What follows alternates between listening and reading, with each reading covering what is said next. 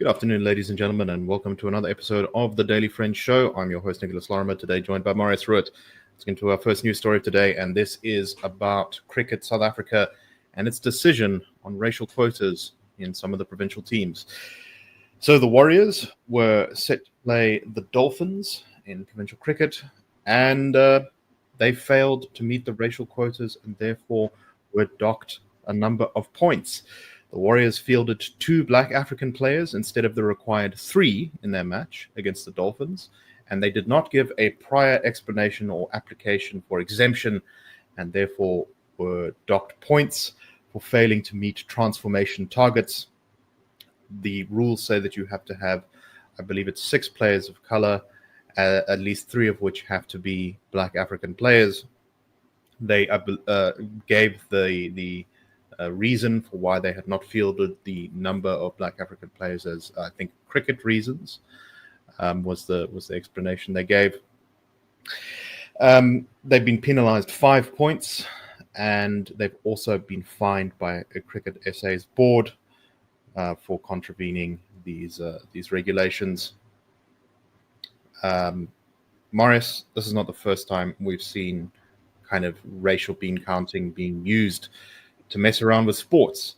It's always been an emotive thing at the national level, but actually it seems to often be far more aggressively enforced in some of the lower teams, where you see there was that famous example, I believe, where a netball team had too many Black players and therefore they were not allowed to play. You've got this thing where the team doesn't have enough Black players. It has enough players, who are not white, but it doesn't have enough Black players, and so therefore it's just disqualified. What do you take on these? I know this is a passionate topic for you, Marius. No, it's all quite ridiculous, and also comes down to, how do we actually define these players? So with Cricket South Africa, there's quite a few guys who've come from mixed race families, and how it works now is you actually are defined. Your race is defined by whatever your mother is. So it's quite possible that a guy will have a Black father and white mother and will be counted as a white player, or vice versa. A guy could have a white dad and be counted as a Black African, and he'd come more towards transformation than a colored player who comes from a colored community or whatever the case is. And I actually wrote to Cricket South Africa, sent a WhatsApp to their corporate communications person, and I said to them, I'd like to know how you determine who is a Black African, who's a generic player of color. What happens if somebody doesn't fall in those 2 categories? Is it just self-classification? And if it's not self-classification, how do you determine who the person is? So the person replied to me and said, "Afternoon, Marius. I've noted your request. I will address it with the team and revert should they wish to provide feedback. Thanks." But it's not really why can't you tell? And it's obviously quite a big deal. The Warriors have got into a lot of trouble now. They missed out on a playoff spots with all the kudos that comes from that. They've been fined 500,000 rand. And it's a lot of money for just the domestic cricket team in South Africa. So being able to say this is what a Black person is, this is what a colored person is, this is what an Indian person is, this is what a white person is, you'd expect that there would be these kinds of these definitions, so you could be able to work it out. And you've got to ask if these really hard racial quotas work for the Proteas. The Proteas actually also have quotas, but they have to the quotas worked out over a whole season and including all the formats, so tests, ODIs, T20s, and so on. But in the provincial teams, they don't have this kind of leeway. They have to meet the quota every match, except when they do get an exemption because of injury or whatever the case is. And the bonkers thing with this is that a Black player was left out of the Warriors team because the Warriors were playing in Durban, which is a pitch that kind of takes spin, and they wanted to play another spinner. And the spinner they did have was a colored chap, and they played him instead.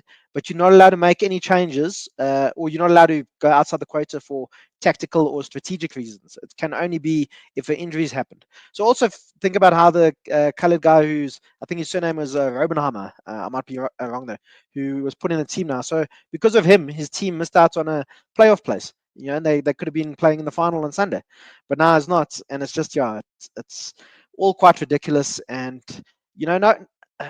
we all know that people have been excluded in the past and so on, but we've got to ask if having these really hard, rigid racial quotas are a good idea in South Africa? Are they getting to where we want people to get? Are we seeing the changes we want? I don't think we are, and I think we really need to start thinking of different ways of doing this. And in cricket, South Africa just looks incredibly foolish now, and also it's actually very demeaning for people. It's not saying, "Oh, you're a good fast bowler that we could use this weekend." No, we need another black guy, so we're going to play you. Whatever the case is. So, or saying to a white player, "Sorry, you can't play. You've been doing well, but unfortunately, we need to play. If we play you, then we're going to be over the quota." So it's all pretty demeaning, and we need to think of different ways of doing this because it's simply not working. And cricket South Africa just looks pretty foolish now, I think. Absolute madness. And of course, this does relatively little or nothing, maybe even, to actually allow new players, new development of players, new training of players, things that I think that we have just not succeeded in doing properly in South Africa. And that's what should have, that was the whole, if you're going to talk about transformation, that's real transformation, like picking which kids from good cricketing schools are going to get into the team based off of race is stupid when you're not actually developing any, Exactly. up and coming players from poor areas. So, but that's also the thing. Most cricketers are always going to come from a handful of schools, whether they're white, black, or whatever their race is. The vast majority of approaches, especially since we were readmitted, have come from, I think it's about 10 schools. And that is always going to be the case, just because of the nature of the game of cricket. But true transformation is if a random kid in Matatiel or in Kuruman, whatever the case is, wants to be able to play cricket, he's got the opportunity. Or with any sport. We don't always have to be thinking about who's going to be playing for the Proteas or who's going to be a potential Olympic medalist. Transformation is also just about ensuring that anybody who wants to play a particular sport has the opportunity to, that they can access grounds and equipment, whatever the case is. We don't always have to be hyper-focused on the elite. And that's actually where sport really, that's what sport is actually about, just being able to play with your friends and get some exercise and whatever. That is what sport's about. It's not actually about playing for the Proteas or getting an Olympic medal or playing for the Springboks. It's just the joy of sport itself, and that's what we actually have to do. True transformation will be anybody who wants to play rugby or cricket or soccer or hockey or run marathons on weekends, that they have the opportunity to do so. We have this weird focus at the top, and that's why and having X amount of black players in the Warriors team is not helping anybody in Motherwell Township be able to play cricket if they want to. All right, let's move on to our next story. This concerns some regulations that have been quietly gazetted by the Minister of Health, Aaron Motsoaledi, to control and effectively ban many cannabis and hemp-derived foodstuffs. This would include things like edibles, which is a popular way of ingesting marijuana in particular, but also other things I suspect that are not actually necessarily psychoactive drugs. The new regulations that are being gazetted make it illegal to manufacture, sell, or import cannabis or hemp-derived foodstuffs. Those found guilty of violating these regulations may face fines or imprisonment. The regulations say no one may sell, manufacture, or import processed or unprocessed foodstuffs containing any part of the plant or component from the genus Cannabis, which includes, and then it has the plants that are included, or hemp seed oil or powder from any component derived of the genus Cannabis sativa L and various species or subspecies in the genus Cannabis sativa. It is declared that anyone who sells, imports, and manufactures foodstuffs containing the prohibited substance is guilty of an offense and liable to fine or imprisonment. So, Marius, this is kind of bonkers. Firstly, because, what exactly is the health concern here?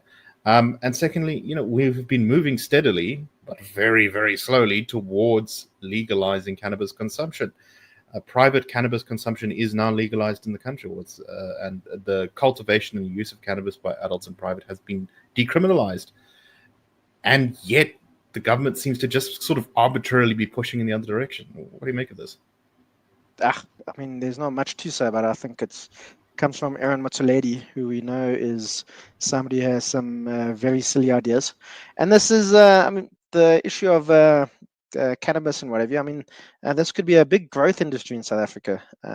We know that, there's quite a lot of people who enjoy it around in the country. And apparently, I'm not really somebody who partakes in it, but apparently the stuff you get here is pretty good. So that's something we could really get an industry from it. I know there've been I can't remember exact numbers, but people have been talking about, the cannabis industry in South Africa could be, be a massive economic, multiplier in South Africa.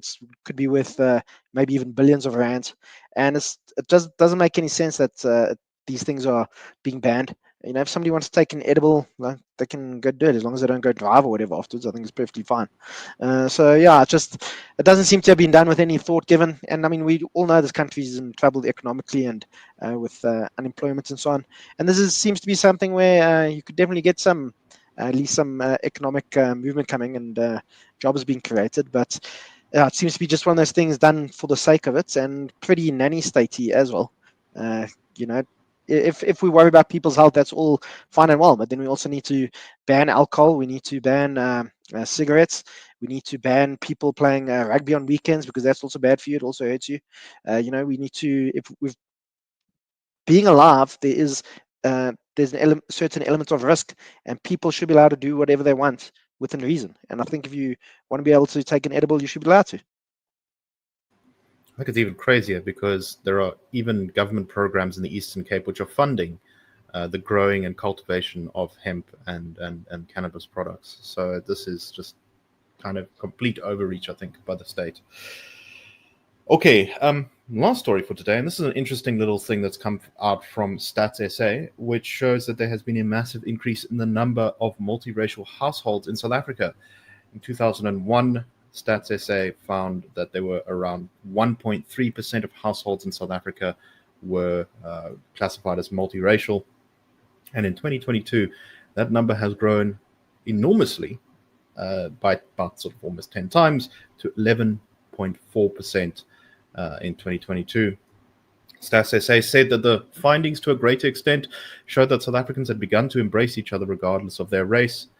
For the purposes of the report, multiracial households are defined as households with two or more people who are of different population groups, and then listed here, Black, African, white, colored, Asian/Indian, and other, living together as one household.